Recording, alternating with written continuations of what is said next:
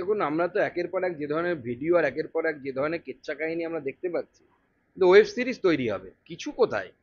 তো সবটাই তো কিছুর মধ্যে পড়ে যাচ্ছে। কিছু বাঁচলে পরেও হয়তো খুঁজে পাওয়া যাবে না তৃণমূল নেতারা যারা এই সমস্ত কিছু করছে না। প্রত্যেকটা কলেজে এরকম এক একটা করে মাফিয়া তৈরি হয়েছে তৃণমূল ছাত্র পরিষদের, এবং তারা মমতা বন্দ্যোপাধ্যায়ের নাম নিয়েই সমস্ত কিছু করছেন, মমতা বন্দ্যোপাধ্যায়ের ছবির সামনে এই সমস্ত কিছু করছে। আমার তো মনে হয় কসবা তে কসবার যে ঘরে বা যে রুমে এই ঘটনাগুলো ঘটেছিল, বা বিভিন্ন ইউনিয়নের রুমের যে ছবি আমরা দেখতে পাচ্ছি যেখানে মনোজিৎ তার কাণ্ড কারখানা কারখানা চালিয়েছে, সেখানে নিশ্চয়ই একটা ব্যানার পোস্টারে মমতা বন্দ্যোপাধ্যায় ছিলেন, তিনি ড্যাব ড্যাব চোখে তাকিয়ে হচ্ছে। এগুলো তো কেমোফ্ল্যাজ, লোককে দেখানোর জন্য। হাতির দাঁত দু রকমের হয়, শুনেছেন না? তাহলে তো ওদের ওই বাচ্চা মেয়েটি বলছে যে যাকে তুলে এনেছিল ব্রিগেডে না কোথায় ভাষণ দিয়েছিল, সে তো অনেক আগেই নাকি অভিযোগ করেছিল পার্টিতে দাদাদের সম্পর্কে। এই গুণধর দাদাদের যে দাদার কীর্তি, এই দাদার কীর্তি তো চির ভাস্বর হয়ে থাকবে তৃণমূল কংগ্রেস তথা বাংলার রাজনীতির বুকে।